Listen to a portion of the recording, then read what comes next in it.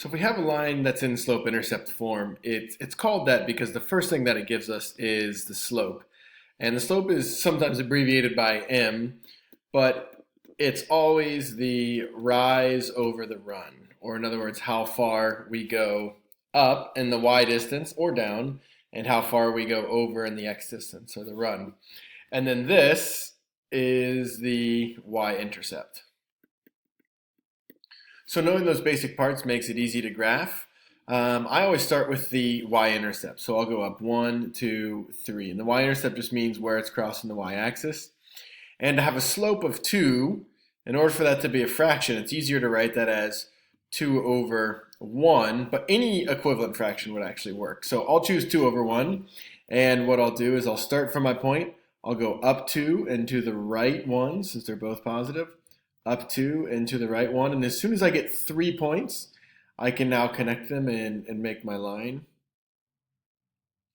I like to do 3 points because you might make a mistake on the first one, but if you do another one, chances are you're going to catch it.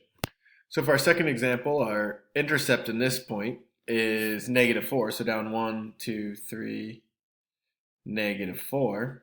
And when we go to count out our slope, notice our slope's already given as a fraction, which makes it a little bit easier. So we're going to go up 1 and then over to the right 2. So I'm going to go up 1, up 1 over to the right 2, up 1 over to the right 2.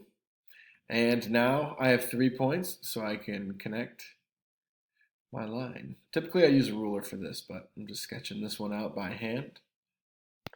So in this example, we have a positive y-intercept, so I can go ahead and plot my point. It's going to be crossing there at 2.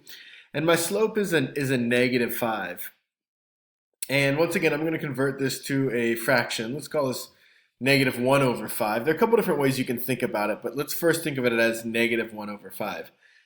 If I put the negative with the 5, that means I'm going to go down 5 first. So 1, 2, 3, 4, 5. And then the 1 means over to the right 1. Okay.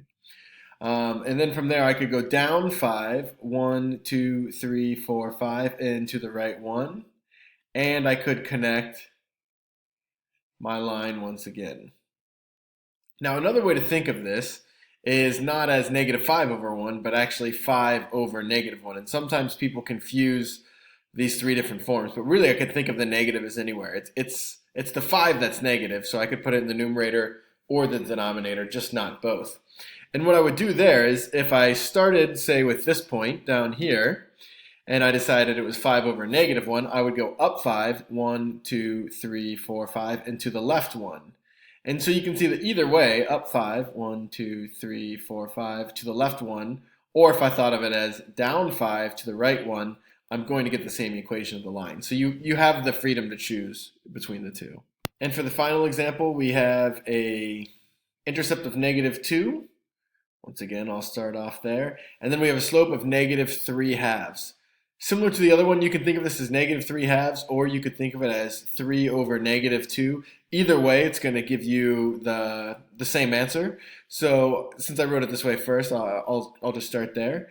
So down 3, 1, 2, 3, and to the right 2, 1, 2. Down 3, 1, 2, 3, and to the right 2. And then I can just connect my points once again. Now, let's say that you had actually used this one. Remember that it still works, that's fine. Let me start here at my middle point. I would interpret this as up 3, 1, 2, 3, and to the left 2, 1, 2. So you can see I'm going to trace the same thing. Up 3, 1, 2, 3, and to the left 2. So it actually ended up going through that point.